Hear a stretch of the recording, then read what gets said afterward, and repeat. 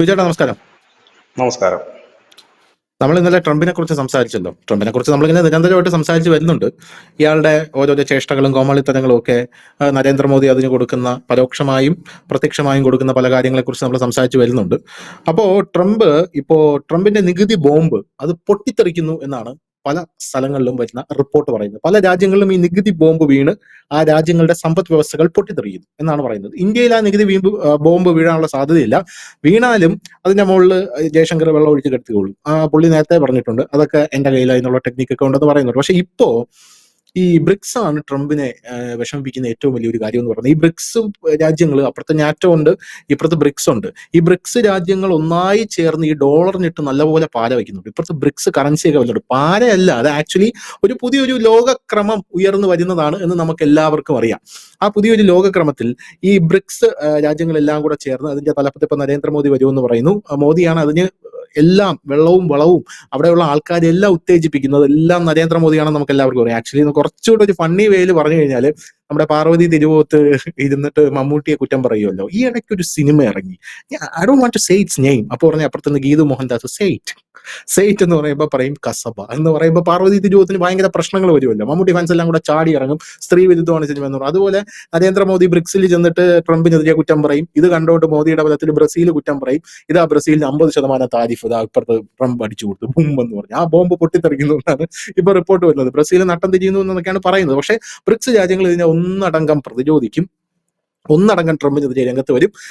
വളരെ നല്ലൊരു പോസിറ്റീവ് ആയിട്ടുള്ള ഒരു പ്രതികരണങ്ങളാണ് ഇവരുടെ ഭാഗത്ത് നിന്ന് വരുന്നത്. ട്രംപിനെ പോലുള്ള ഒരു ചക്രവർത്തിയെ നമുക്ക് ഇവിടെ ആവശ്യമില്ല എന്നൊക്കെയാണ് ബ്രിക്സ് പറയുന്നത്. അതൊക്കെ ഒരു വലിയൊരു പോസിറ്റീവ് ആയിട്ടുള്ള ഈ ലോകക്രമം തന്നെ മാറുന്നതിന്റെ ഒരു വലിയ ഒരു സൂചനയാണ്. കാരണം അമേരിക്കയ്ക്കെതിരെ ഇങ്ങനെ പരസ്യമായിട്ട് പ്രതികരണം നടത്താനൊന്നും ആരും തയ്യാറാവുന്നില്ല. നരേന്ദ്രമോദി തന്നെ ഖാന പാർലമെന്റില്, നമീബിയ പാർലമെന്റില്, ബ്രസീലിൽ പോയിട്ട് എല്ലാ സ്ഥലത്ത് പോയിട്ടും ട്രംപിനെ പരോക്ഷമായി വിമർശിച്ചുകൊണ്ട് പറയുന്നുണ്ടായിരുന്നു ഇനി ഇന്ത്യയെ മറന്നിട്ട് ഒരു രാജ്യങ്ങൾക്ക് മുന്നോട്ട് പോകാമെന്ന് ആരും വിചാരിക്കേണ്ടത്. ഇത് ട്രംപിനിട്ടുള്ള കൊട്ടാണെന്ന് കേൾക്കുന്നവർക്കെല്ലാം കൃത്യമായിട്ട് അറിയാം. ഇപ്പൊ ബ്രിക്സിനെ ട്രംപ് ഉന്നം വയ്ക്കുമ്പോൾ എങ്ങനെയാണ് ബ്രിക്സിനെ അത് ബാധിക്കാൻ പോകുന്നത്? ബ്രിക്സിനെ തകർക്കാനായിട്ട് ഡൊണാൾഡ് ട്രംപിന് കഴിയുമോ?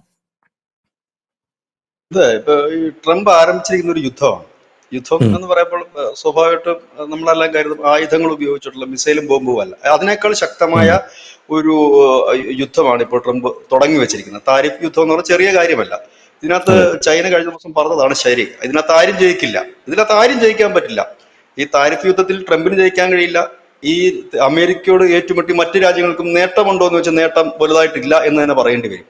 കാരണം ഈ നമ്മുടെ ലോകം മുഴുവൻ സഞ്ചരിക്കുന്നത് അങ്ങോട്ടും ഇങ്ങോട്ടുമുള്ള ട്രേഡിങ്ങിലൂടെയാണ്.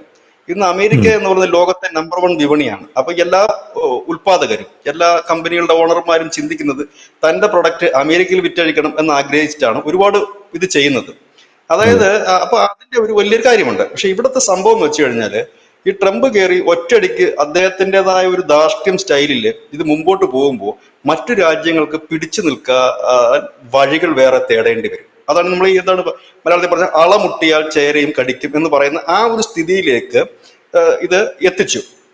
2025 അദ്ദേഹത്തിന്റെ ഇലക്ഷൻ ക്യാമ്പയിനിലെ ഒരു പ്രധാന മുദ്രാവാക്യമായിരുന്നു ഈ താരിഫ് കൂട്ടുമെന്നത്. അത് യൂണിവേഴ്സൽ ടാക്സ് ആയ 10% മുകളിൽ താൻ പല രാജ്യങ്ങളും കൂട്ടും, പ്രത്യേകിച്ച് ചൈനയൊക്കെയാണ് ലക്ഷ്യം വെച്ചത്. ഇപ്പോൾ ഈ ബ്രിക്സിന് ആദ്യം ചൈനയ്ക്ക് എതിരെയായിരുന്നു വലിയ രീതിയിൽ നമ്മൾ ടാക്സ് ചുമത്തിയിരുന്നത്. ഇപ്പോഴത്തെ ബ്രിക്സിലെ രണ്ടാമത്തെ രാജ്യം ബ്രസീലിലേക്ക് നമ്മൾ നികുതി ചുമത്തുകയാണ്. ഇനിയുള്ളത് റഷ്യയാണ്. റഷ്യയായിട്ട് അങ്ങനെ വലിയ ട്രേഡിംഗ് ഒന്നും അമേരിക്കയ്ക്ക് ഇല്ലാത്തത് കൊണ്ട് അത് അവരെ വലിയ രീതിയിൽ ബാധിക്കുമോ എന്നറിയില്ല. ഇതിനകത്ത് ഈ ഒരു കുഴപ്പം എന്താണെന്ന് വെച്ചാൽ ഇതിനകത്ത് എല്ലാ രാജ്യങ്ങൾക്കും നഷ്ടവും ലാഭവും ഉണ്ട്. ഇപ്പൊ ഇന്ത്യയെ സംബന്ധിച്ച് പറഞ്ഞു കഴിഞ്ഞാൽ ധനുഷ് പറഞ്ഞത് കണക്ക് നമുക്ക് ഈ വലിയ നഷ്ടം ഇല്ല എങ്കിൽ പോലും നമുക്കൊരു നഷ്ടം, നല്ല രീതിയിൽ നഷ്ടമാണ്. നമുക്ക് ഈ ഡോളറിന്റെ ഒക്കെ ഒരു വരവ് നിൽക്കാൻ ഉള്ള ഒരു സാധ്യതകൾ വളരെ കൂടുതലാണ്. കാരണം നമുക്ക് അവിടെ കയറ്റി അയക്കൽ കുറയും, നമ്മുടെ രാജ്യത്തു നിന്ന് ഉൽപ്പന്നങ്ങൾ കയറ്റി അയക്കൽ കുറയും. പക്ഷെ നിലവിലത്തെ സാഹചര്യത്തിൽ നമുക്കത് നേട്ടം തന്നെയാണ്. കാരണം ചൈനയെ പോലുള്ള രാജ്യങ്ങളിൽ ഈ വലിയ നികുതി വന്നപ്പോൾ സ്വാഭാവികമായും അമേരിക്കയിലുള്ളവരുടെ സെക്കൻഡ് ഓപ്ഷൻ ഇന്ത്യയാണ്, ചൈന ഇല്ലെങ്കിൽ ഇന്ത്യ. അപ്പം ഇന്ത്യക്ക് ഒരു ഇപ്പോൾ നിലവിലത്തെ സാഹചര്യത്തിൽ ഈ ഒരു ടാക്സ് ആണെന്നുണ്ടെങ്കിൽ വലിയ കുഴപ്പമില്ല, അത് പോകേണ്ടി വരും. പക്ഷെ ഈ ബ്രിക്സ് രാജ്യങ്ങളുണ്ട്, ഈ ബ്രിക്സ് രാജ്യങ്ങൾ എല്ലാത്തിനും കൂടിയാണ് ട്രംപ് ഇതേപോലെ പ്രഷർ പണി കൊടുക്കുന്നെങ്കിൽ ഇവർക്ക് പുതിയ വിപണി കണ്ടെത്തേണ്ടി വരും. അപ്പൊ ഈ ബ്രസീലിനെ സംബന്ധിച്ചും ഒക്കെ അവർക്ക് പുതിയ വിപണി എന്ന് പറഞ്ഞാൽ ആഫ്രിക്കൻ കൺട്രീസ്, ഏഷ്യയിലുള്ള കൺട്രീസ്, ഇന്ത്യ ആയിട്ടുള്ള വ്യാപാര ബന്ധം, ഇതൊക്കെ അവർക്ക് കൂട്ടേണ്ടതായിട്ട് വരും. റഷ്യ ആയിട്ട് കൂട്ടേണ്ടതായിട്ട് വരും. ഇന്ത്യയെ സംബന്ധിച്ച് നമ്മൾക്ക് ഒന്ന് മിഡിൽ ഈസ്റ്റ് ആണ്. മിഡിൽ ഈസ്റ്റിൽ നമുക്ക് നമ്മുടെ വ്യാപാരം കൂട്ടേണ്ടതായിട്ട് വരും, യൂറോപ്പിൽ അത് കൂട്ടേണ്ടതായിട്ട് വരും. ഇത് നേരത്തെ മുൻകൂട്ടി കണ്ടുകൊണ്ടാണ് നരേന്ദ്രമോദി അദ്ദേഹത്തിന്റെ ടീമും വളരെ നാളുകളായിട്ട് വിദേശത്ത് പോയി ഒരുപാട് കരാറുകൾ ഇപ്പോൾ ഒപ്പിട്ടുകൊണ്ടിരിക്കുകയാണ്. അടിക്കടി ഇപ്പൊ നമ്മൾ ഇന്നലെ UK ഫ്രീ ട്രേഡിങ്ങിന്റെ കാര്യം നമ്മൾ ഇന്നലെ പറഞ്ഞു. ഗ്രീസിൽ അങ്ങനെ ഒരുപാട് രാജ്യങ്ങൾ, യൂറോപ്യൻ രാജ്യങ്ങളിലൊക്കെ നമ്മൾ ഓടി നടന്നിട്ടാണ് ഇപ്പോൾ നമ്മൾ ഈ കരാറുകളും കാര്യങ്ങളും ഒക്കെ ഇപ്പോൾ വെച്ചുകൊണ്ടിരിക്കുന്നത്. കാരണം ഇത് നമുക്ക് മുൻകൂട്ടി അറിയാം, ഇങ്ങനെ ഒരു പണി കിട്ടും. കാരണം ട്രംപ് ആയതുകൊണ്ട് ഇപ്പോഴിങ്ങനെയൊക്കെ നമ്മൾ നിൽക്കുന്നു, നമുക്ക് വലിയ ഒരു 34% ടാക്സ് ഇപ്പോൾ ഉള്ളൂ. പക്ഷെ അത് ഇനി ഏത് നിമിഷവും, കാരണം നാളെ നേരം വെളുക്കുമ്പോൾ ഒന്ന് ഉറങ്ങി എഴുന്നേൽക്കുമ്പോൾ എന്താകും അവസ്ഥ എന്നറിയില്ല, ഇന്ന് വൈകിട്ട് എന്താകും അവസ്ഥ എന്നറിയാത്തൊരു സാഹചര്യത്തിൽ നമ്മുടെ ട്രേഡിങ്ങിന് കൂട്ടിക്കൊണ്ടിരിക്കുന്നു. പക്ഷെ ബ്രസീലും അതേപോലെ തന്നെ നോക്കിക്കൊണ്ടിരിക്കുന്നു. ഈ ഒരു സാഹചര്യത്തിലേക്കാണ് കാര്യങ്ങൾ മുൻപോട്ട് പോകും. അത് നേട്ടവും, അത് ഇങ്ങനെ ഈ രാജ്യങ്ങൾ തമ്മിൽ, ഈ ബ്രിക്സ് രാജ്യങ്ങൾ തമ്മിലുള്ള വ്യാപാരം കൂടും. പക്ഷെ ഈ അമേരിക്ക എന്ന് പറഞ്ഞൊരു വലിയ വിപണിയിലേക്കുള്ള വ്യാപാരം കുറയുകയും ചെയ്യും. അതുപോലെ തന്നെ അവർക്കും ഇവിടെ കൊണ്ട് വിറ്റഴിക്കാൻ കഴിയാത്ത മറ്റൊരു സാഹചര്യമുണ്ട്. അതാണ് ഞാൻ പറഞ്ഞത്, ആരും ജയിക്കില്ല, എല്ലാവരും തോക്കുന്ന ഒരു വാറാണിത്. ഇത് കൂടുമ്പോൾ എന്ത് വരും? ട്രംപ് ഇപ്പോൾ വിചാരിക്കുന്നതിനേക്കാൾ വളരെ സ്പീഡിൽ ഈ ബ്രിക്സ് ശക്തമാകും. കാരണം ട്രംപ് ഇപ്പൊ പറയുന്ന കാര്യം എന്ന് വെച്ച് കഴിഞ്ഞാല് ഈ ഡോളറിനെ തകർക്കാനാണ് ഇന്ത്യ, ചൈന, റഷ്യ, ബ്രസീൽ, ദക്ഷിണാഫ്രിക്കയും കൂടെ തീരുമാനിച്ചിരിക്കുന്നത്. അതുകൊണ്ട് അവരുടെ രൂപയിലായിട്ട് ട്രേഡിംഗ് നടത്താനായിട്ട് പോകുന്നു. അത് ഏറെക്കുറെ ചിലപ്പോൾ ശരിയായിരിക്കാം. എന്നിട്ട് അദ്ദേഹം പറയുന്നുണ്ട്, ഇത് ചിലപ്പോൾ നാളെ ഈ രൂപയായിരിക്കും ഒരു മെയിൻ നാണയമായിട്ട് ഈ ബ്രിക്സ് അംഗീകരിക്കുന്നത്. ഇപ്പൊ നിലവിൽ റൺ ചെയ്യുന്ന സാധനം. അതുകൊണ്ടാണ് നരേന്ദ്രമോദി ഒരു മുഴം മുമ്പേ, പുള്ളി ഒരു കഴിഞ്ഞ വർഷം തൊട്ട് അതിന് മുമ്പത്തെ വർഷം തൊട്ട് അങ്ങോട്ട് പുള്ളി പണി തുടങ്ങി. മിക്കയിടത്തും രൂപയിൽ ട്രാൻസാക്ഷൻ പുള്ളി നടത്തി തുടങ്ങി. അപ്പൊ രൂപയിലാണ് കൂടുതൽ ട്രാൻസാക്ഷൻ നടക്കുന്നെങ്കിൽ ഈ ബ്രിക്സ് രാജ്യങ്ങൾക്ക് വേണമെങ്കിൽ നമ്മുടെ ട്രേഡിംഗ് ഇനി മുതൽ രൂപയിലാണ് എന്ന് വെക്കാൻ കഴിയും. ഇപ്പോൾ തന്നെ ബ്രസീലിന്റെ പ്രസിഡന്റ് പറഞ്ഞു കഴിഞ്ഞിരിക്കുന്നു, ഞങ്ങളുടെ കേന്ദ്രീകൃത ബാങ്കുകൾ, അതായത് നമ്മുടെ റിസർവ് ബാങ്ക് ഓഫ് ഇന്ത്യ പോലെ ബ്രസീലിനുള്ള അവരുടെ ഒരു കേന്ദ്രീകൃത ബാങ്ക് ഉണ്ട്. അത് നമ്മൾ ചർച്ച നടക്കുന്നുണ്ട് ഓൾറെഡി. ഇപ്പൊ തന്നെ എന്ത് പറ്റി, നമ്മളിപ്പം നിലവിൽ ഒരുപാട് രാജ്യങ്ങളിൽ നമ്മളുടെ രൂപ വിനിമയ ട്രേഡിങ്ങിന് വേണ്ടി ഉപയോഗിക്കാൻ തുടങ്ങിയിട്ടുണ്ട്. അങ്ങനെയാണെങ്കിൽ ബ്രിക്സിന് അത് ചെയ്യാം. ഇല്ല റൂബിൾ റഷ്യയുടെ ചെയ്യാം, ഇല്ലെങ്കിൽ ചൈനയുടെ നാണയം ചെയ്യാം, ഏത് വേണമെങ്കിൽ ചെയ്യാം. ഇനി ഇതൊന്നുമല്ല, പുതിയൊരു കറൻസി വേണമെങ്കിൽ ഇറക്കാം. അത് മറ്റേ പുട്ടിൻ ഡിന്നറിന്റെ ഇടയിൽ കാണിച്ച പോലെ ഒരു കളിനോട്ടാണ് കാണിച്ചത്. പക്ഷെ ആ ഒരു ഫേക്ക് നോട്ട് പോലത്തെ ഒരെണ്ണം ഇറക്കാം. പക്ഷെ അതിനൊരു പ്രശ്നമുണ്ട്. അത് നമ്മൾ ഇത് കണക്കുള്ള യൂറോ കണ്ടതാണ്, യൂറോ ഇറക്കിയത് പോലെ. പക്ഷെ അതുപോലെ ഇതിനൊരു കെട്ടുറപ്പോടെ ഇങ്ങനെ ഒരു ഒറ്റ നാണയം ഇറക്കുക എന്നുള്ളത് അത്ര എളുപ്പമുള്ള ഒരു കാര്യമല്ല. കാരണം ഓരോ രാജ്യത്തിന്റെയും സാമ്പത്തിക സ്ഥിതി കൂടെ കണക്കൂട്ടിട്ട് വേണമല്ലോ ഇതിന്റെ മൂല്യം നിശ്ചയിക്കാനായിട്ട്. അപ്പൊ അതിനകത്ത്, കാരണം ഉള്ളവനും ഇല്ലാത്തവനും ഒക്കെ ഇതിനകത്തുണ്ട്. നമ്മുടെ പാവം പിടിച്ച ഒരുപാട് ചെറിയ രാജ്യങ്ങളും ഇന്തോനേഷ്യയിലുള്ള രാജ്യങ്ങളും ഒക്കെ ഈ ബ്രിക്സിനകത്തുണ്ട്. അപ്പൊ അവർക്ക് കോമൺ ആയിട്ട് പെട്ടെന്ന് അക്സസബിൾ ആയിട്ടുള്ള ഒന്ന് എന്ന് പറഞ്ഞു കഴിഞ്ഞാൽ ഒരുപക്ഷെ ഇന്ത്യൻ രൂപയായിരിക്കാം. അങ്ങനെ വന്നു കഴിഞ്ഞാൽ ഡോളറിന്റെ സ്ഥാനത്തിന് വലിയ ഇടിവ് സംഭവിച്ചില്ലെങ്കിലും ഡോളർ അല്ലാതെ മറ്റൊരു ഇതിലേക്ക് വിനിമയം നടക്കുന്നുണ്ട് എന്നൊരു ഒരു മൂവ്മെന്റ് അവിടെ തുടങ്ങി വെക്കാൻ കഴിയും. നമുക്കറിയാം, കഴിഞ്ഞ ദിവസം അദ്ദേഹം പോയിട്ട് നമീബിയയിലും നമ്മുടെ UPI പേയ്മെന്റിലാണ് ഇനി മുതൽ നമീബിയയിലെ കാര്യങ്ങൾ, അവിടെയും നമ്മുടെ ട്രേഡിംഗ് ആയിട്ടുണ്ട്. നമ്മളിപ്പോൾ ഇവിടെ ബംഗ്ലാദേശിൽ നമ്മുടെ ബാങ്ക് ഓപ്പൺ ചെയ്തിരിക്കുന്നു. ഇനി മുതൽ നമ്മൾ അവിടെയുള്ള വ്യവസായികൾക്ക് നമ്മൾ ലോൺ കൊടുക്കുന്നത് നമ്മുടെ ഇന്ത്യൻ റുപ്പീസിലാണ് നമ്മൾ അവിടെ ലോൺ കൊടുക്കുന്നത്. ദുബായ് ആയിട്ട് ഓൾറെഡി നമ്മൾ ഇന്ത്യൻ രൂപയിലാണ് നമ്മൾ ഇപ്പോൾ ട്രേഡിംഗ് നടത്തിക്കൊണ്ടിരിക്കുന്നത്. സൗദി അതാണ് തത്വത്തിൽ അംഗീകരിച്ച് കഴിഞ്ഞിരിക്കുന്നത്. സൗദി ഇപ്പം ട്രംപിന്റെ പ്രഷർ കൊണ്ടാണ് അത് അങ്ങോട്ടേക്കൊരു വലിയ മൂവ്മെന്റ് ഇല്ല എങ്കിൽ പോലും അവരും അംഗീകരിച്ച് കഴിഞ്ഞിട്ടുണ്ട്. കാരണം നമ്മൾ എണ്ണ വാങ്ങണമെങ്കിൽ നമ്മുടെ പൈസ തരാമെന്ന് പറയാം. പക്ഷെ ഇത് വന്നു കഴിയുമ്പോൾ സ്വാഭാവികമായിട്ട് ഇതിനകത്ത് ട്രേഡിംഗ് നടക്കുകയാണെങ്കിൽ ഡോളറിന്റെ ഒരു മൂല്യത്തിന് വലിയ ഇടിവ് സംഭവിക്കും. അതാണ് ട്രംപ് പറയുന്നത്, ഡോളർ അതോടുകൂടി തകർന്നു കഴിഞ്ഞാൽ ലോകയുദ്ധത്തിൽ അമേരിക്ക തോറ്റു എന്ന് കരുതിയാൽ മതി, പിന്നെ ഇനി അമേരിക്കയ്ക്ക് പിന്നെ ഒരു റോളില്ല. ഏറെക്കുറെ അത് സത്യവുമാണ്. ഇതാണ് ഇപ്പോൾ നടക്കാൻ ഒരു സാധ്യതയുള്ളത്. അതിനൊരു ആക്കം കൂട്ടുന്ന തരത്തിലേക്കാണ് ഇപ്പോൾ ഈ ട്രംപിന്റെ പോക്ക്. അതായത് ധൃതി പിടിച്ചിട്ട് ഒരു എന്താണ് പറയുന്നത്, ഒരു യുദ്ധമുന്നണിയിൽ നിൽക്കുന്ന ഒരു പടനായകന്റെ രീതിയിലാണ് അദ്ദേഹം ഈ ധനുഷ് സൂചിപ്പിച്ച വാക്ക് ശരിയാ, ഈ ബോംബ് കൊണ്ടിടുന്ന കണക്കാണ്. ഇന്ന് രാത്രി വ്യോമാക്രമണം ബ്രസീലിന്റെ നേർക്ക് 50%, ഇവർക്ക് 100%. ശരിയാണ്, കറക്റ്റാണ്, അത് യുദ്ധം തന്നെയാണത്. ആ രീതിയിലാണ് ആ സാധനം ചെയ്ത് കൊണ്ടുകൂടി പോകുന്നത്. അത് വളരെ സ്പീഡാക്കും. കാരണം ഈ ബ്രിക്സ് രാജ്യങ്ങളും റഷ്യയുമായിട്ടുള്ള റിലേഷൻസ് സ്പീഡാക്കും. ചൈനയാണെന്നുണ്ടെങ്കിൽ ഇപ്പൊ പുതിയ വിപണി തപ്പി നിൽക്കുന്ന സമയം കൂടെയാണ്. കാരണം അവരെ സംബന്ധിച്ച് അമേരിക്ക അവർക്ക് ഏതാണ്ടൊക്കെ ഒരു അടഞ്ഞ അധ്യായമാണെന്നൊരു തോന്നൽ അവർക്ക് വന്നാൽ വരും. ഇനി ട്രംപ് ആയതുകൊണ്ട് നാളെ ചൈനയ്ക്ക് കുറച്ചു കൊടുക്കാനും മതി. അതായത് ചൈനയ്ക്ക് കുറവ് കൊടുത്തപ്പോഴേക്കും ബ്രസീലായിരുന്നു മറ്റൊരു ആശ്വാസം ഉണ്ടായിരുന്നത്. ഇങ്ങനെ കുറെ കാര്യങ്ങൾ ഇതിനകത്തുണ്ട്. നമ്മളെ സംബന്ധിച്ച് പറഞ്ഞാൽ നമ്മൾ ഈ എയർക്രാഫ്റ്റിന്റെ സാധനങ്ങള്, മെഡിക്കൽ എക്യുപ്മെന്റ്സ്, അങ്ങനെ കുറെ അധികം സാധനങ്ങൾ, അൽമണ്ട, അതുപോലെ തന്നെ ബദാം, ഇതെല്ലാം നമ്മൾ അവിടുന്ന് ഇത് കൊണ്ടുവരുന്നുണ്ട് അമേരിക്കയിൽ. അപ്പൊ നമുക്ക് ഈ എയർക്രാഫ്റ്റും അതിന്റെ ഈ സ്പെയർ പാർട്സ് എന്നൊക്കെ പറഞ്ഞു കഴിഞ്ഞാൽ ബോയിങ്ങിന്റെ ഒക്കെ സ്പെയർ പാർട്സ് എന്ന് പറഞ്ഞാൽ നമുക്ക് അനിവാര്യമായ ഒരു ഘടകം തന്നെയാണ്. ഇതിനെയൊക്കെ നമ്മൾക്ക് ബാധിക്കും. അതുപോലെ തന്നെ നമ്മുടെ കയറ്റുമതിയെ, ഇപ്പൊ തുണിത്തരങ്ങളായാലും ജംസ് ആയാലും ഇല്ലെങ്കിൽ മറ്റ് കാര്യങ്ങളായാലും ഒക്കെ ആ കയറ്റുമതി നമുക്ക് വളരെയധികം കുറയും. അതായത് നമ്മുടെ കയറ്റുമതി കുറയുമ്പോൾ അതിന്റെ അർത്ഥം നമ്മളിലേക്കുള്ള ആ വിദേശ പണത്തിന്റെ വരവ് നിൽക്കും, ഡോളറിന്റെ വരവ് നിൽക്കും എന്നുള്ളതാണല്ലോ. നമ്മൾ കയറ്റി അയച്ചാലേ നമ്മുടെ വരൂ. അപ്പം ആ ഒരു സാധനം കുറയ്ക്കും. നിലവിലത്തെ സാഹചര്യത്തിൽ അതില്ല. നമ്മളാണ് അവിടുന്ന് നമ്മൾ സെമി കണ്ടക്ടർ ഒക്കെ എടുക്കുന്നുണ്ട്. നമ്മുടെ ഈ ഇലക്ട്രോണിക്സ് മേഖലയിലുള്ള സെമി കണ്ടക്ടർ ഒക്കെ നമ്മൾ അമേരിക്കയിൽ നിന്നാണ് ഇറക്കുമതി ചെയ്യുന്നത്. അപ്പം ഞാൻ പറഞ്ഞില്ലേ, അത് ഈ ചൈന പറഞ്ഞതാണ് കറക്റ്റ്. ഇതിനകത്ത് ആരും ജയിക്കില്ല. അപ്പൊ ഇതേ രീതിയിൽ പോയി കഴിഞ്ഞാൽ ഇപ്പൊ നിലവിലത്തെ സ്റ്റാൻഡിൽ, അതായത് ഇപ്പോൾ നമ്മൾ ചർച്ച ചെയ്യുമ്പോൾ സ്റ്റാൻഡിൽ ഇന്ത്യയെ സംബന്ധിച്ച് നേട്ടവും കോട്ടവും ഉണ്ട്. ബാക്കിയുള്ളവരെ സംബന്ധിച്ച് കോട്ടം മാത്രമേ ഉള്ളൂ. ചൈനയെ സംബന്ധിച്ച് കോട്ടമേ ഉള്ളൂ. ബാക്കിയുള്ള രാജ്യങ്ങളിൽ കോട്ടമേ ഉള്ളൂ. പക്ഷെ ഇന്ത്യയെ സംബന്ധിച്ച് ഇപ്പോഴത്തെ അവസ്ഥ, ഞാൻ ഈ സംസാരിക്കുന്ന ഈ സമയം, ഈ വാർത്ത അപ്ലോഡ് ചെയ്ത് കഴിയുമ്പോൾ അവസ്ഥ എന്താകും എന്ന് എനിക്കറിയില്ല. ഇപ്പോഴത്തെ അവസ്ഥയിൽ നമ്മുടെ, കാരണം ട്രംപ് ആണ്, ഒന്നും പറയാൻ പറ്റില്ല. ചിലപ്പോൾ അപ്പൊ ഇപ്പോഴത്തെ അവസ്ഥയിൽ നമ്മളെ സംബന്ധിച്ച് നമുക്ക് നേട്ടമുണ്ട്. കാരണം ചൈനയുടെ ഒരു സ്പേസ് നമുക്ക് ഇതുവരെ നിലവിൽ കിട്ടി തുടങ്ങിയിട്ടുണ്ട്. അതും ട്രംപ് പൂട്ടാൻ പോകുന്നു എന്നാണ് കേൾക്കുന്നത്. കാരണം ചൈന ഇപ്പോൾ ചെയ്യുന്ന പണിയെന്ന് വെച്ച് കഴിഞ്ഞാൽ അവരുടെ ഉൽപ്പന്നങ്ങൾ അത് പിടിച്ചു. കഴിഞ്ഞ ദിവസം പുള്ളി പിടിച്ചത് തായ്വാനും മറ്റു രാജ്യങ്ങൾ വഴി ഇവരുടെ പ്രൊഡക്റ്റ്, ചൈനയുടെ പ്രൊഡക്റ്റുകൾ അമേരിക്കയ്ക്ക് കയറ്റി വിട്ടുകൊണ്ടിരുന്നു. പുള്ളി പറഞ്ഞ അങ്ങനെ ഒളിച്ചു കടത്താനോട് നടക്കത്തില്ല, അതിന് ഡബിൾ, അതായത് ഉള്ള ടാക്സിന്റെ 2 or 3 ഇരട്ടി ഞാൻ അടിച്ചു കൊടുത്തു. അപ്പൊ ആ വഴി നിന്നു. പക്ഷെ ഇന്ത്യ വഴി കയറ്റി വിടുന്നുണ്ടെന്ന് ട്രംപ് പറയുന്നുണ്ട്. പക്ഷെ ഇതിനകത്ത് പ്രശ്നം എന്ന് വെച്ചാൽ ഇന്ത്യ വഴി കയറ്റി വിടുന്നത്, ഇന്ത്യയിൽ നിന്ന് അസംബിൾ ചെയ്ത സാധനങ്ങൾ കയറ്റി വിടാവുന്ന ഒരു കരാർ അമേരിക്കയായിട്ടുണ്ട് നമ്മൾ. അപ്പൊ ഇത് അസംബിൾ ചെയ്തിട്ടാണ് ഇന്ത്യയിൽ ഇപ്പം, ഇന്ത്യ പിന്നെ അങ്ങനെയും കൂടെ ചെയ്തിട്ടുണ്ട്. അവന്മാരുടെ സാധനം ഇവിടെ വന്നിട്ട് റീപാക്ക് ചെയ്ത് വിടുകയല്ല ചെയ്യുന്നത്. അവരുടെ എന്താ പറയുന്ന ആ പറയുന്ന ഇപ്പൊ ഒരു കമ്പ്യൂട്ടർ ആണെങ്കിൽ അതിന്റെ മദർ ബോർഡും എന്താ പറയുക പ്രൊസസ്സറും ഒക്കെ അവിടുന്ന് കൊണ്ടുവരുന്നു, ഇവിടെ പ്രോസസ് ചെയ്ത് കൊടുക്കുന്നു.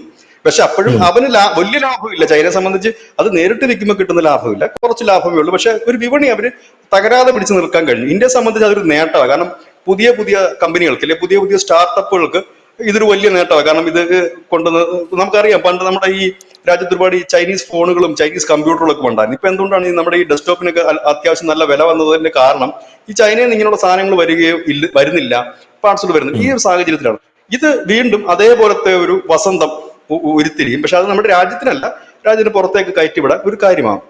പക്ഷെ ഇതിനകത്ത് ആത്യന്തിക ഫലം എന്ന് പറഞ്ഞു കഴിഞ്ഞാൽ, മുമ്പ് ഈ നമ്മളുടെ എത്ര ബുദ്ധിപൂർവമാണ് നമ്മുടെ പ്രധാനമന്ത്രിയും ടീമും സഞ്ചരിക്കുന്നതാണ് നമുക്ക് മനസ്സിലാക്കാൻ കഴിയാത്തത്. കാരണം ചെറിയ ചെറിയ രാജ്യങ്ങളെല്ലാം പിടിച്ച് നമ്മൾ ഒരു വലിയ കരാറുണ്ടാക്കി. അതായത് നാളെ നമുക്ക് എവിടുന്നെങ്കിലും ഒരു തട്ടുകേട് കിട്ടിയാൽ സ്വാഭാവികമായും നമ്മുടെ ഉൽപ്പന്നങ്ങളൊക്കെ വിറ്റഴിക്കാൻ ചെറിയ രാജ്യമായാലും മതി, 10 വിറ്റാൽ മതി. ചിലപ്പോൾ അമേരിക്കയിൽ പോയി 10 വിറ്റ് കിട്ടുന്ന പൈസ ചിലപ്പോൾ ഇവിടെ 100 വിൽക്കണമായിരിക്കും കിട്ടണമെങ്കിൽ. പക്ഷെ ആ 100 മേടിക്കാൻ ഒരു രാജ്യം വേണ്ട. അപ്പൊ ചെറിയ ചെറിയ രാജ്യങ്ങളെ കണക്ട് ചെയ്ത് കൊണ്ടുപോയി അതിനൊക്കെ ഒരു ഇതിലേക്ക്, ഇതുവരെ ചൈന ആസിയാൻ രാജ്യങ്ങളിലേക്ക് കടന്നിട്ടില്ല. അവരിപ്പോ അവരുടെ മാർക്കറ്റ് ഇപ്പം എന്താ ഈ അമേരിക്കയുടെ ഇത് കൊണ്ട് തകർന്നു പോയ അവരുടെ ആ ഒരു ഗ്യാപ്പ് അവർ ഫില്ല് ചെയ്യാനായിട്ട് അവർ നോക്കുന്ന ഒരു രാജ്യങ്ങളൊന്ന് ആസിയാനാണ്. ഇന്ത്യയുടെ പ്രധാനപ്പെട്ട ടാർഗറ്റുകൾ ഒന്ന് മിഡിൽ ഈസ്റ്റ് ആണ്, ഇപ്പൊ യൂറോപ്യൻ രാജ്യങ്ങൾ. അതുകൊണ്ടാണ് നമ്മൾ ഇന്ത്യ അടിക്കടി മിഡിൽ ഈസ്റ്റിൽ സന്ദർശിക്കുന്നു. അവിടുത്തെ പ്രധാനമന്ത്രിയിലെ ഭരണാധികാരികൾ ഇവിടെ എത്തുന്നു. എനിക്ക് തോന്നുന്നു ലാസ്റ്റ് എത്തിയത് ഖത്തർ ഭരണാധികാരിയായിരുന്നു തോന്നുന്നു, എത്തുന്നു. ഈവൻ നമ്മൾ അഫ്ഗാനിസ്ഥാനോട് അടുത്ത ബന്ധം പുലർത്തുന്നു, ഇറാനുമായി അടുത്ത ബന്ധം പുലർത്തുന്നു. അതായത് സിമ്പിൾ മെത്തേഡിലാണ് നമ്മൾ പോകുന്നത്. അതായത് അമേരിക്കയിലേക്ക് ഒരു സാധനം കയറ്റി വെച്ചാൽ ഒറ്റയടിക്ക് 100 രൂപ കിട്ടുമെങ്കിൽ ഈ മറ്റ് രാജ്യങ്ങളിൽ അത്രയും കേപ്പബിൾ അല്ലാത്ത രാജ്യങ്ങളിൽ ചിലപ്പോൾ 10 സാധനം കയറ്റി അയക്കണമായിരിക്കും. അപ്പൊ അതിന് പക്ഷെ ഈ ക്വാളിറ്റിയുടെ ആവശ്യം അതിനില്ല. അവിടെ പോകുമ്പോൾ അവരുടെ മാനദണ്ഡങ്ങൾ പാലിക്കണം. ഇപ്പോ പിന്നെ ആയുധ വിപണിയിലേക്ക് നമ്മൾ കടന്നു കയറിയിരിക്കുന്നു. കഴിഞ്ഞ ദിവസം വളരെ നല്ല ഒരു വാർത്തയായിരുന്നു. ഗ്രീസിൽ നമ്മുടെ ഒരു മിസൈൽ അവർ എടുത്തു. ആ മിസൈലിനെ കുറിച്ച് കൂടുതൽ വായിച്ചപ്പോൾ അതിനിപ്പോഴും പേരില്ല. ആ മിസൈലിനെ കുറിച്ച് നമ്മൾ തദ്ദേശീയമായി വികസിപ്പിച്ചെടുത്തതാണ്. ആ മിസൈൽ ഒരു കോഡാണത്. അപ്പൊ ആ മിസൈലിനെ കുറിച്ച് പറയാൻ തുടങ്ങി. ഈ അഡ്കോക്ക് എന്ന് പറഞ്ഞിട്ട് ഈ അമേരിക്കയുടെ ഒരു മിസൈലുണ്ട്. അതാണ് ഈ ചെറിയ മിസൈലാണ്, പക്ഷെ അതിനേക്കാളും റേഞ്ച് കൂടുതൽ 1000 കിലോമീറ്റർ ആണ് നമ്മൾ കൊടുത്ത മിസൈലിന്റെ റേഞ്ച്. അത് അവരവിടെ പരീക്ഷിച്ചതിന് ശേഷമാണ്, അവരുടെ എക്സിബിഷൻ ആയിരുന്നു, അതിനകത്താണ് നമ്മുടെ മിസൈൽ അവിടെ പ്രദർശിപ്പിച്ചത്. അത് പരീക്ഷണത്തിൽ 1000 കിട്ടി നമുക്ക്. ഒന്ന്. രണ്ടാമത്തെ കാര്യം, അമേരിക്കയുടെ ആ സെയിം മെത്തേഡിലുള്ള മിസൈലിന് റേഞ്ച് അല്പം കുറവുമാണ്, റേറ്റ് കൂടുതലാണ്, നമുക്ക് റേറ്റ് കുറവാണ്. പിന്നെ അവരുടെ മാനദണ്ഡമുണ്ട്, യൂറോപ്യൻ രാജ്യങ്ങൾക്ക് ആയുധം വാങ്ങുന്നതിന് മാനദണ്ഡമുണ്ട്. ആ മാനദണ്ഡം അനുസരിച്ചും നമ്മുടെ ഓക്കെയാണ്. ഏറ്റവും വലിയ ബെനിഫിറ്റ് എന്ന് വെച്ചാൽ ഈ യൂറോപ്യൻ കൺട്രീസ് യൂസ് ചെയ്യുന്ന, ഇല്ലെങ്കിൽ ഈ നാറ്റോ സഖ്യത്തിൽപ്പെടുന്ന രാജ്യങ്ങൾ യൂസ് ചെയ്യുന്ന റഫേല്, അങ്ങനെയൊക്കെ F-16 തുടങ്ങിയ വിമാനങ്ങളിലും ഇത് യൂസ് ചെയ്യാം. അപ്പൊ അതിന്റെ ഒരു വലിയ ഒരു ആവശ്യക്കാർ ഇപ്പൊ അവിടെ കൂടി വരുന്നുണ്ട്. അപ്പൊ ആ മേഖലയെ കൂടി ഇന്ത്യ കൈവച്ച് കഴിഞ്ഞാൽ വലിയ തട്ടലും മുട്ടലും ഇല്ല. അതായത് ഇപ്പൊ നമുക്കുള്ള ആ സ്പീഡിലുള്ള ഒരു മുന്നേറ്റത്തിന് ഒരു പരിധി വരെ അത് തടയിടാനായിട്ട് ഈ ഒരു താരിഫിന് കഴിയും. പക്ഷെ ഇതുകൊണ്ട് ട്രംപ് ജയിച്ചോ എന്ന് ചോദിച്ചു കഴിഞ്ഞാൽ അത് ബുദ്ധിമുട്ടായിരിക്കും പറയാനായിട്ട്. കാരണം ഈ വലിയ വില കൊടുത്തിട്ട് ഈ സാധനങ്ങൾ മറ്റു രാജ്യത്തു നിന്ന് വരുന്ന സാധനങ്ങൾ എങ്ങനെ വാങ്ങും? അമേരിക്കയിൽ അതിൽ താന്ന സ്വാഭാവികമായിട്ട് അമേരിക്കയിലുള്ള ജനമായാലും ഇന്ത്യയിലുള്ള ജനമായാലും ആഫ്രിക്കയിലുള്ള ജനമായാലും എവിടെ 10 രൂപ കുറച്ച് കിട്ടുന്നു അവിടെയാണ്. അതാണ് ഒരു കസ്റ്റമർ എപ്പോഴും നോക്കുന്നത് അവന് ലാഭകരമായിട്ടുള്ള ഇതാണ്. അല്ലാതെ പറയുന്ന റേറ്റ് കൊടുത്ത് മേടിക്കുകയോ ഇല്ലെങ്കിൽ ഉണ്ടാകും. ഇപ്പൊ ബ്രാൻഡ് നോക്കി വാങ്ങുന്ന ഒരു ചെറിയ വിഭാഗം ആളുകളെ ലോകത്തെല്ലായിടത്തും ഉള്ളൂ. അതുകൊണ്ടാണല്ലോ അമേരിക്കയിലെ 100 പേരിൽ 44 പേരും ചൈനയുടെ സാധനം മേടിക്കുന്നത്. അപ്പോൾ ബ്രാൻഡ് മറ്റു രാജ്യങ്ങളിൽ മേടിക്കുന്നവരുണ്ടാകും അല്ലെ? ഇപ്പൊ നമ്മൾ തന്നെ നമ്മുടെ കയ്യിലുള്ള പൈസ അനുസരിച്ചിട്ടാണ് പോകുന്നത്. അപ്പൊ സ്വാഭാവികമായത് എങ്ങനെ പ്രതിഫലിക്കും എന്നുള്ളത് കാത്തിരുന്ന് കാണേണ്ടി വരും. പക്ഷെ ഇത് മുമ്പ് നമ്മൾ പറഞ്ഞ കണക്ക് കുറച്ച് സ്ലോയിൽ ഇത് പോയിരുന്നുണ്ടെങ്കിൽ ഭംഗിയായിട്ട് ഇത് മുൻപോട്ട് കൊണ്ടുപോകാൻ ട്രംപിന് കഴിയുമായിരുന്നു. പക്ഷെ അദ്ദേഹത്തെ എനിക്ക് തോന്നുന്നു അദ്ദേഹത്തിന് അധിക കാലമില്ലല്ലോ. ഇനി 4 വർഷമാണ് അതിന്റെ ഒരു പീരീഡ്. അതിന്റെ ഇപ്പൊ ഏതാണ്ട് 1 വർഷം തീരുന്നു. അദ്ദേഹത്തിന്റെ വലിയ സ്വപ്നങ്ങളൊന്ന് നൊബേൽ പ്രൈസ് ആണ്. പിന്നെ അമേരിക്ക എത്രയും പെട്ടെന്ന് കരകയറ്റുക, ഈ പൈസ എല്ലാം കൂടെ വാങ്ങിച്ച് കരകയറ്റുക എന്നുള്ളതാണ്. പക്ഷെ അതൊക്കെ എത്രത്തോളം പ്രാക്ടിക്കൽ ആകും എന്നുള്ളത് കണ്ടറിയണം. കാരണം പരസ്പര സഹകരണവും വിട്ടുവീഴ്ചയും ഇല്ലെങ്കിൽ മുൻപോട്ട് പോകാൻ കഴിയില്ല. പക്ഷെ ഇന്ത്യയെ സംബന്ധിച്ച് ഇപ്പൊ ഇന്ത്യ ഏറെക്കുറെ സേഫ് ആക്കി നമ്മുടെ പൊസിഷൻ എന്ന് പറയാം. പക്ഷെ ബ്രിക്സിനെ സംബന്ധിച്ച് പറഞ്ഞു കഴിഞ്ഞാൽ അവർ കുറച്ചുകൂടി കരുത്താർജിക്കുന്നു. അവിടത്തേക്ക് അവര് ട്രംപ് ഭയന്നതുപോലെ ഡോളറിന് തൽക്കാലത്തേക്ക് ഒരു ഭീഷണി ഉണ്ടാകില്ലെങ്കിലും ഈ ബ്രിക്സ് രാജ്യങ്ങളിലെങ്കിലും കുറഞ്ഞ പക്ഷം ഈ ബ്രിക്സ് രാജ്യങ്ങളിലെ ഏതെങ്കിലും ഒരു നാണയം വിനിമയ ഉപാധിയായി മാറാനുള്ള സാധ്യതകൾ വളരെ കൂടുതലാണ്. കാരണം ഇന്ത്യയും ബ്രസീലും തമ്മിലുള്ള വ്യാപാര ബന്ധം നിലവിൽ കുറെ കരാറുകൾ വെച്ചിട്ടുണ്ട്. അത് കൂടുകയാണെങ്കിൽ അത് രൂപയിലായിരിക്കും. റഷ്യയുമായിട്ട് നമ്മൾ നിലവിൽ രൂപയിൽ തന്നെയാണ്. അങ്ങനെ ബ്രിക്സ് രാജ്യങ്ങളെല്ലാം രൂപയിലേക്ക് പോയി കഴിഞ്ഞാൽ ഒരുപക്ഷെ രൂപയാകും അടുത്ത ഇത്. എനിക്ക് തോന്നുന്നു അതും പ്രധാനമന്ത്രി കുറെ വർഷങ്ങൾക്ക് മുമ്പ് അദ്ദേഹം പറഞ്ഞിരുന്നു, നിങ്ങൾ നോക്കിക്കോളൂ രൂപ ഇവിടുത്തെ ലോകം നിയന്ത്രിക്കുന്ന ഒരു കാലം വരും എന്നുള്ളത്. എനിക്ക് തോന്നുന്നു കാലത്തിനൊക്കെ മുമ്പേ സഞ്ചരിച്ച ഒരു പൊതുപ്രവർത്തകൻ എന്ന് ചിലപ്പോൾ ഒരുപക്ഷെ പറയുന്നുണ്ട്. നമ്മളിപ്പോ പറയുമ്പോൾ ആൾക്കാരായിരിക്കും നമ്മൾ മോദിയെ പുകഴ്ത്തി പറയുന്നത്. അല്ല, അദ്ദേഹം പറഞ്ഞിട്ടുള്ള കാര്യങ്ങൾ തന്നെ പറഞ്ഞത് പറയാതിരിക്കാൻ കഴിയില്ലല്ലോ. കാരണം അദ്ദേഹം പബ്ലിക്കായിട്ട് പറഞ്ഞു, അല്ലാതെ രഹസ്യമായിട്ട് പറഞ്ഞ കാര്യങ്ങളല്ല. അദ്ദേഹത്തിന്റെ റാലികളിലാണ് അദ്ദേഹം പലപ്പോഴും ഇങ്ങനെയുള്ള കാര്യം ചിന്തിക്കുന്നത്. പക്ഷെ അന്ന് അദ്ദേഹം അത് പറയുമ്പോൾ ബ്രിക്സ് ഇത്രയും ശക്തമല്ലായിരുന്നു. അന്ന് ട്രംപ് വരുവോ ഇല്ലയോ എന്ന് പോലും ആർക്കും അറിയില്ലായിരുന്നു. ട്രംപ് ആയിരുന്നില്ല അന്ന് ഭരണാധികാരി. അങ്ങനെയൊക്കെ ഒരുപാട് കാര്യങ്ങളുണ്ട്. അതായത് ഒരു പ്രവചനം പോലെ ഏതാണ്ട് സത്യമായി വരുന്നു എന്ന് തോന്നുന്നു. ഇനി അവസാന കൈയായിട്ട് ട്രംപ് ഇനി നേരിട്ടുള്ള യുദ്ധത്തിലേക്ക് ചിലയിടത്തൊക്കെ ഇറങ്ങുമോ എന്നുള്ളതാണ് ഇനി നമ്മൾ അടുത്ത് നോക്കുന്നത്. കാരണം ഈ കലിപ്പ് മൂത്തിട്ട് എന്തെങ്കിലും അങ്ങനെയുള്ള ഏതെങ്കിലും ഒരു പണിയിലേക്ക്, കാരണം ഇതിപ്പോ എല്ലാവരുടെ ഇതിലേക്കും കലിപ്പിലേക്ക് നിൽക്കുകയാണല്ലോ എല്ലാ രാജ്യങ്ങളും. പുള്ളിക്ക് മാത്രമല്ല, ഇത് വരുമ്പോഴത്തേന് സ്വാഭാവികമായിട്ട് ബ്രസീലിന് ഇപ്പൊ അതുണ്ടായി കാണും. ഇന്ത്യയുടെ മനസ്സിലാകും മുറിവുറുപ്പുണ്ട്, ചൈനയ്ക്ക് ഓൾറെഡി ഉണ്ട്. ഇങ്ങനെയൊക്കെ നിൽക്കുന്ന സമയത്ത് ഇദ്ദേഹത്തിന്റെ ഇതും കൂടെ വരുമ്പോൾ എന്തെങ്കിലുമൊക്കെ സംഭവിക്കാനുള്ള സാധ്യതകൾ ഇല്ലാതില്ല. ചിലപ്പോൾ ഒരുപക്ഷെ ഈ ചൈന തന്നെ വിചാരിക്കുകയാണ്, അങ്ങനെ ഇപ്പൊ ഇവരാളാകണ്ട എന്ന് പറഞ്ഞൊരു, നമ്മൾ മുമ്പ് പറഞ്ഞൊക്കെ അവർ തായ്വാനെ പിടിച്ചെടുക്കാൻ പോകുന്നു. അതേസമയം തന്നെ റഷ്യ ഈ പറയുന്ന നാറ്റോ സഖ്യത്തെ ആക്രമിക്കുന്നു. ഇത് ആക്രമിക്കുന്നത് ജയിക്കാൻ വേണ്ടിയിട്ടല്ല ഇവർ ചെയ്യുന്നത്. പകരം ഈ പറയുന്ന അമേരിക്ക അടക്കമുള്ള രാജ്യങ്ങളുടെ സാമ്പത്തിക വ്യവസ്ഥയ്ക്ക് അതൊരു വലിയ വെല്ലുവിളി ഉയർത്തുക എന്ന് തന്നെയാണ്. അങ്ങനെയും ചിലപ്പോൾ നീങ്ങിക്കൂടായികയില്ല. ഇതിപ്പോ നമുക്ക് അങ്ങനെ ചിന്തിക്കേണ്ടി വരും, അത്രേ ഉള്ളൂ.